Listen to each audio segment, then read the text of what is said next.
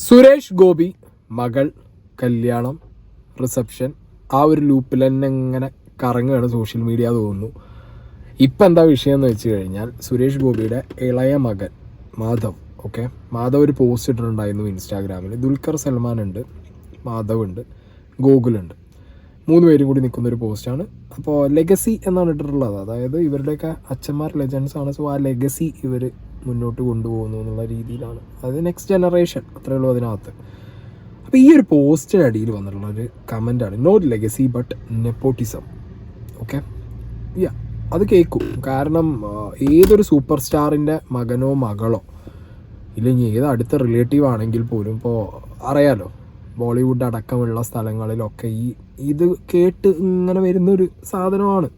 എനിക്കൊന്ന് മലയാളത്തിൽ മാത്രമാണ് ഈ നെപ്പോട്ടിസം ടേം കുറഞ്ഞ് ആ ഒരു നമ്മൾ കേട്ടിട്ടില്ല അധികം, നമ്മളത്ര ഫെമിലിയർ അല്ല. ബട്ട് ദുൽഖർ വന്ന സമയത്താണെങ്കിലും ഈവൺ ഇനിയിപ്പോൾ മോഹൻലാലിൻ്റെ സണ്ണ് കയറി അഭിനയിക്കുകയാണെന്നുണ്ടെങ്കിലും ഇനിയിപ്പോൾ നമ്മുടെ ഈ പറഞ്ഞ സുരേഷ് ഗോപിയുടെ 2 മക്കളും പയ്യന്മാർ അഭിനയിക്കുകയാണെങ്കിലും ഒക്കെ ആ ഒരു ടേം പറയേണ്ടവർ ചിലപ്പോൾ പറയും, നെപ്പോട്ടിസം എന്ന് പറയും. പക്ഷേ ടു ബി ഫ്രാങ്ക്, മലയാളം പ്രേക്ഷകർക്കിടയിൽ നല്ല രീതിയിലുള്ള റോളുകൾ എക്സിക്യൂട്ട് ചെയ്യാൻ പറ്റിയില്ല ഒരു നടനെ കൊണ്ട് നടിയെ കൊണ്ട് എന്നുണ്ടെങ്കിൽ അവിടെ പിന്നെ നെപ്പോട്ടിസം പറഞ്ഞിട്ടൊന്നും ഒരു കാര്യവുമില്ല.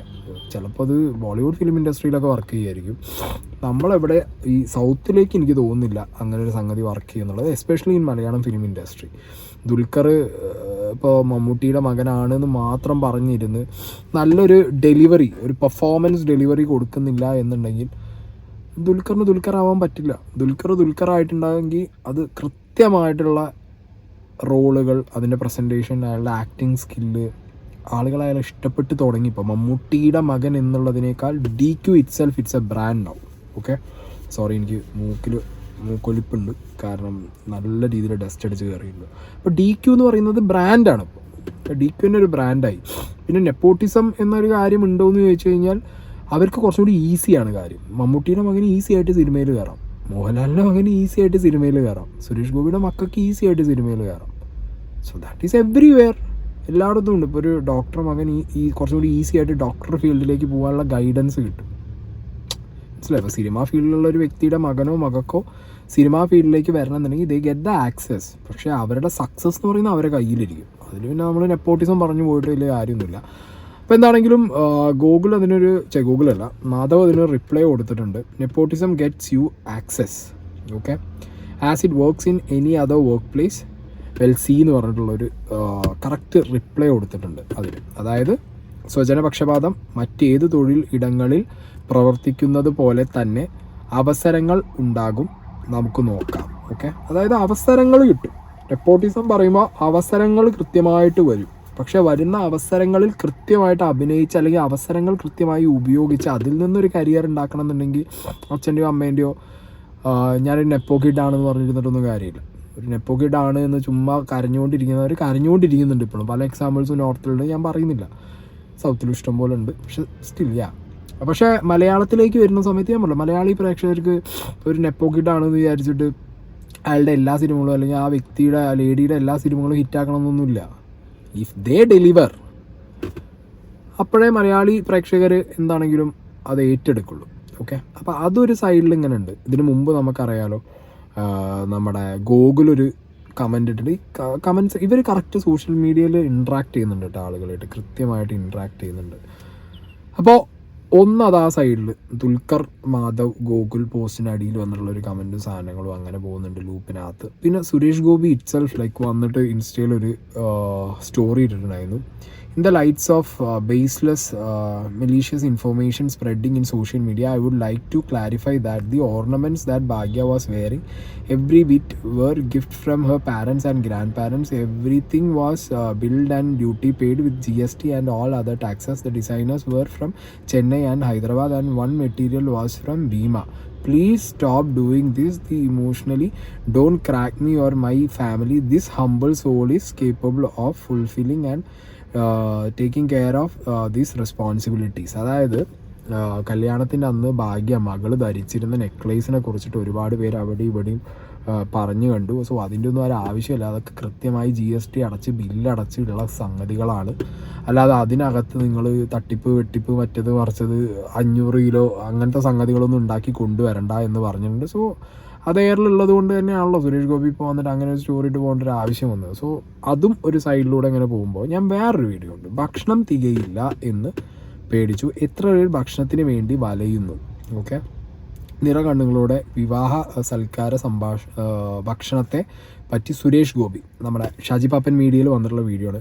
483K വ്യൂവേഴ്സ് അതിന് പോയിട്ടുണ്ട് കേട്ടോ. ഓക്കെ, അപ്പോൾ ഇത് ഭക്ഷണത്തിനെ കുറിച്ച് പറയുന്ന ഒരു കാര്യം എന്ന് പറയുമ്പോൾ എനിക്ക് പെർട്ടിക്കുലർലി പറയാനുള്ളത്, ഈ അടുത്ത കാലത്ത് കണ്ട സെലിബ്രിറ്റി കല്യാണങ്ങളിൽ വെൽ ഓർഗനൈസ്ഡ് ആയിട്ടുള്ളൊരു കല്യാണം ആണ് നമ്മുടെ സുരേഷ് ഗോപിയുടെ മകളുടെ കല്യാണം നടന്നത്. കാരണം ഞാൻ എവറി വീഡിയോ എടുത്ത് കാണുന്ന സമയത്തും, ഈവൻ ഞാൻ ലാസ്റ്റ് കണ്ടൊരു വീഡിയോയിൽ സുരേഷ് ഗോപിയും വൈഫും വന്നിട്ട് കൃത്യമായിട്ട് മീഡിയാസിനെ അഡ്രസ്സ് ചെയ്ത്, നിങ്ങൾ ഭക്ഷണം കഴിച്ചില്ലേ, നിങ്ങൾക്ക് വല്ല പ്രശ്നം ഉണ്ടായിരുന്നോ, നിങ്ങൾ നന്നായി നമ്മളോടും സഹകരിച്ചു, നമ്മൾ നിങ്ങളോട് ആ ഒരു ടേംസ് അത് ഭയങ്കര അടിപൊളിയായിരുന്നു. കാരണം പല സെലിബ്രിറ്റി കല്യാണങ്ങളിൽ പോകുമ്പോഴും ഇവർ എന്നെ വിളിച്ചു വരുത്തും, ഈ ചാനലുകാരെ മൊത്തം.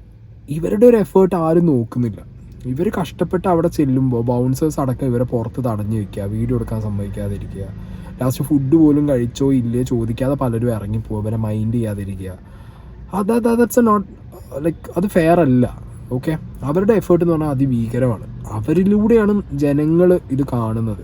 ജനങ്ങളെ കാണിക്കാൻ വേണ്ടിയിട്ടാണ് ഇവരെ വിളിച്ചു വരുത്തുന്നത്. പലപ്പോഴും കാണുന്ന നമ്മൾ വ്യൂവേഴ്സ് വിചാരിക്കുന്നത് ഇവർ ചുമ്മാ ക്യാമറയിൽ നോക്കി കയറി ചെല്ലുന്നതാണ്. അല്ല, ഇവരെ വിളിച്ചിട്ടാണ് ഇവർ പോകുന്നത്. ആവശ്യം കഴിയുമ്പോൾ ഇവരെ ടിഷ്യൂ പേപ്പർ ആക്കുന്ന ഒരുപാട് പേരുണ്ട്. പക്ഷേ സുരേഷ് ഗോപി എന്ന് പറഞ്ഞ ആ ഒരു ഫാമിലി മൊത്തത്തിൽ അവർ നല്ല ടേക്ക് കെയർ ചെയ്തു എന്നുള്ളത് ഇന്നലെ ആ ഒരു വീഡിയോ കണ്ടപ്പോൾ എനിക്ക് പേഴ്സണലി തോന്നി. And that's really good. ഇനി ഭക്ഷണത്തിനെ കുറിച്ച് പറഞ്ഞ കുറച്ച് കാര്യങ്ങൾ. ഫില്ലിങ്ങും ആയില്ല, എന്നാൽ വി ഫില്ലിംഗ് അല്ലേ, ഫില്ലിംഗ് എക്സ്പീരിയൻസ് ആയില്ല, but we are all filling. Suju ഒക്കെ 3 പ്രാവശ്യം കഴിച്ചു. നൈസ്. എല്ലാവർക്കും ഫുഡ് തേങ്ങി അധികം അങ്ങനെ വേണം. ഓക്കെ, അപ്പോൾ ഇതിനെ കമൻറ്റ് ബോക്സിനടിയിൽ, ഇതാണ് ഈ വീഡിയോയുടെ ഒരു ജസ്റ്റ് ഒരു തുടക്കം, ഭക്ഷണത്തിനെ കുറിച്ച് പറഞ്ഞു തുടങ്ങുന്നത്. അതിൽ കാഷ്വലായിട്ട് നമ്മൾ പറയില്ലേ, നമ്മളെ കല്യാണത്തിലൊക്കെ പോകണ സമയത്ത് 3 വട്ടം കഴിച്ചിരിക്കണോ 4 വട്ടം കഴിച്ചിരിക്കണോ, അത് കണക്ക് പറച്ചിലല്ല ഭക്ഷണത്തിന്. ഓക്കെ, അത് ഭക്ഷണത്തിന് കണക്ക് പറച്ചിലല്ല. അത് ജസ്റ്റ് ചുമ്മാ നമ്മൾ പറയുകയാണ്, അവൻ 4 വട്ടം കഴിയും, അവൻ 2ാമതായി ഇരിക്കുന്നത്, 3ാമത്തേലാണ് ഇരിക്കുന്നത്. അതൊരു കണക്ക് പറച്ചില്ല. That's a fun talk. Like ചുമ്മാ പറയുന്ന കേസാണത്. നമ്മൾ നാടൻ ഭാഷ പറഞ്ഞാൽ ചുമ്മാ പറയും, അത്രേ ഉള്ളൂ. അല്ലാതെ അത് കണക്ക് പറച്ചിലായിട്ട് കുറേ ആൾക്കാർ കമൻറ്റ് ബോക്സിൽ ഇതിൽ എഴുതി കണ്ടു. ഓക്കെ, നെക്സ്റ്റ് പാർട്ടിലേക്ക് പോവാം. അല്ല, എനിക്ക് മറ്റേതാണ്, ഒരു 100 പേർക്ക് വന്നിട്ട് ഫുഡ് ഇല്ല എന്ന് പറഞ്ഞ് അയക്കണം. അതാ എനിക്കിഷ്ടം. ഫുഡിന്റെ വില നമ്മൾ അറിയണം. അല്ല, അത് ശരി. ഒരു അരിമണി വേസ്റ്റ് ആവാൻ പാടില്ല. പക്ഷെ വരുന്നവർക്ക് നമ്മൾ കൊടുത്തില്ല എന്ന് പറയുമ്പോഴേ ഒരു കുഴപ്പമില്ല, അവര് സഹിക്കും. അത് ശരിയാ, നമ്മൾ ലേറ്റ് ആയി, അല്ലെങ്കിൽ ആ ഫുഡ് കണ്ടോ കളഞ്ഞില്ല, അതാണ് വേണ്ടത്.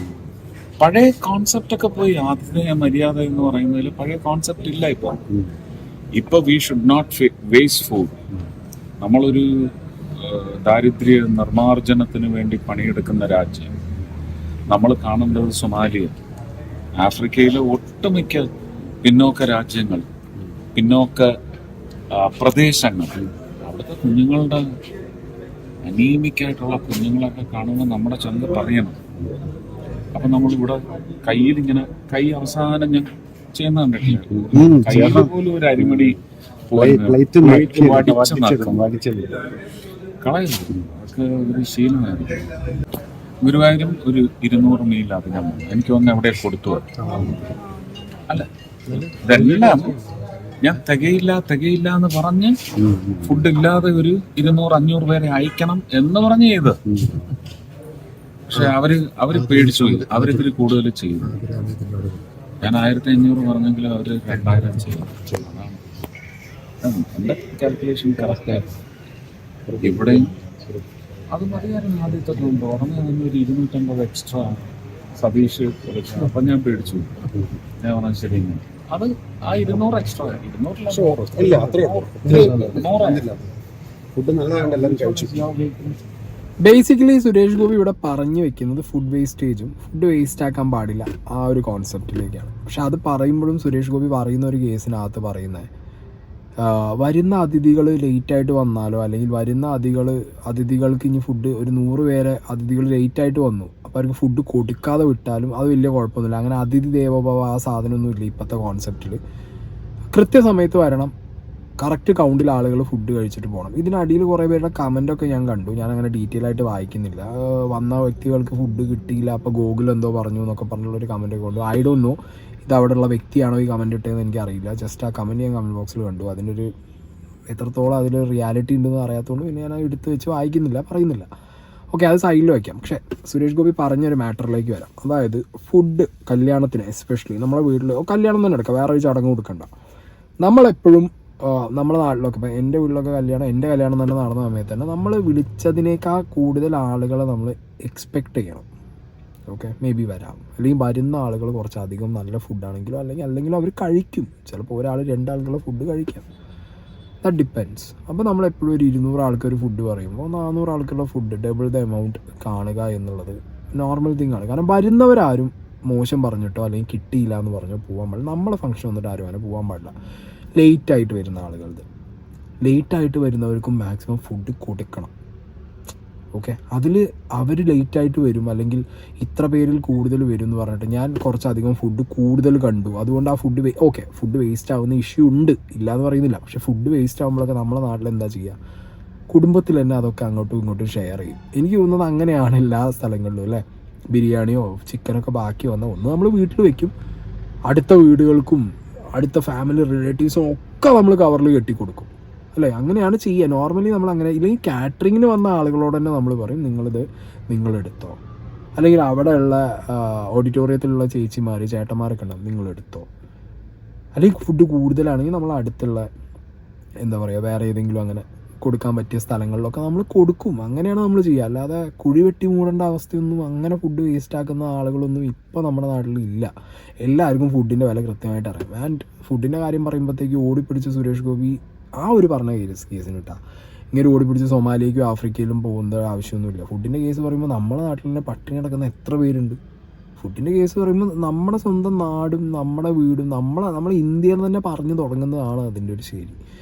ഓടിപ്പിടിച്ച് ആഫ്രിക്കയ്ക്കും ഓടിപ്പിടിച്ച് സൊമാലിയയ്ക്കും പോകേണ്ട ആവശ്യമില്ല. ഇന്ത്യയിലും തന്നെ പറയാം, ഇന്ത്യയിൽ തന്നെ തുടങ്ങാം. ദാരിദ്ര്യ നിർമ്മാർജ്ജനം ഇന്ത്യയിൽ നടപ്പാക്കും എന്നുള്ള ഒരു അജണ്ട എന്താ പറയുക സുരേഷ് ഗോപി ഉള്ള ഒരു പാർട്ടിക്ക്, BJP എന്ന് പറഞ്ഞ പാർട്ടിക്ക് ഉണ്ടെങ്കിൽ ഇങ്ങനെ അങ്ങോട്ട് പോകേണ്ട ഒരു ആവശ്യമില്ല. ഓടിപ്പിടിച്ചിട്ട് എവിടെ ഈ സൊമാലിയ ആഫ്രിക്കയ്ക്ക് പോകേണ്ട ഒരു കാര്യമില്ല. സ്വന്തം നാട്ടിൽ തന്നെ ഇഷ്ടംപോലെ ആളുകൾ പട്ടിണി കിടക്കുന്നുണ്ട്. ഇഷ്ടംപോലെ ആളുകൾക്ക് ഇങ്ങനെ എന്താ പറയുക ഫുഡിന് ദാരിദ്ര്യമുള്ള ആളുകളുണ്ട് ഭക്ഷണത്തിന് ഇപ്പോഴും.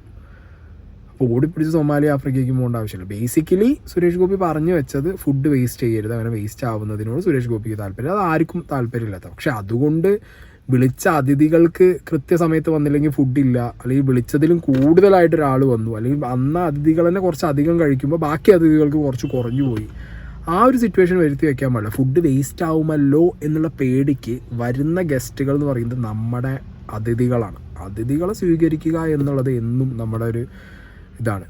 ഓക്കെ, അതിഥി ദേവോഭവ തന്നെയാണ് നമ്മൾ ഇന്ത്യക്കാർ പറയുക. അപ്പോൾ ആ ഒരു കാര്യത്തിൽ മൂപ്പര് എനിക്ക് തോന്നുന്നത് ഇമോഷണൽ സ്റ്റേജിലുള്ളപ്പോൾ പറഞ്ഞു പോയതായിരിക്കാം.